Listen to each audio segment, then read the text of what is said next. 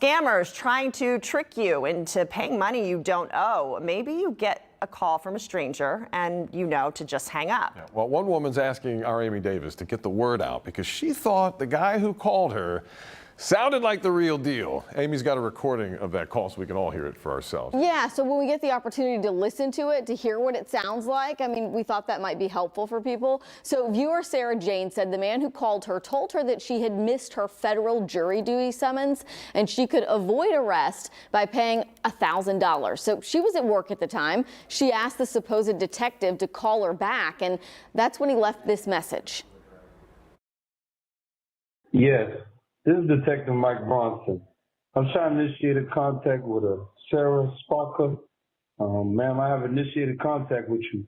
I must inform you if I do not get in contact with you in less than 5 to 10 minutes, I have no choice but to put it in the system as non-compliant, and officers would be dispatched to your location.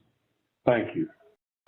All right, so as you might suspect, Sarah Jane was not arrested. She did not pay money. She didn't owe any money.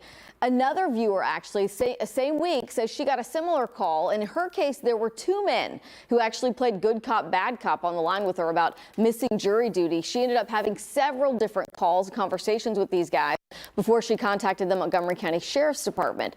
But in all of these cases, the caller gets very aggressive, saying they're going to have uniformed officers at their front door in hours to make an arrest. So you should know a court is always going to send you a jury summons by mail. They're never going to demand payment over the phone. And if you ignore a jury summons, you're going to be contacted possibly by the court clerk's office, not a detective. In certain circumstances, you could be ordered to appear before a judge.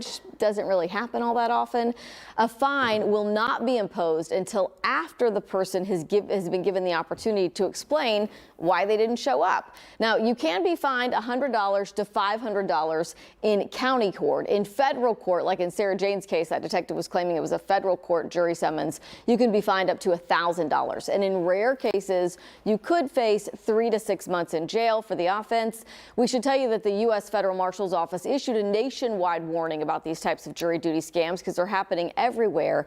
They say anyone who suspects a jury scam should just hang up the phone. You can also notify the U.S. District Court in your area as well as local law enforcement. And we put a court finder tool on our website in case you want to take that extra step and call. Just go to click2houston.com and then they can you can easily figure out where you should call to make that report. So thank you for doing that, Amy. I think some of us, it's hard to tell. I mean, the recording, if it's an AI voice, whatever it is, a real person, they sound so real and convincing. And that is the case. We did that before, and that now you used to say, oh, well, that person has an accent. It totally doesn't sound real. But now they're using AI, so they can sound like they're from wherever they want to be. They might even, in the future, sound like somebody you know. Right. Wouldn't that be scary? Exactly. Right? Scary. Yeah. All right, Amy, thank you so much.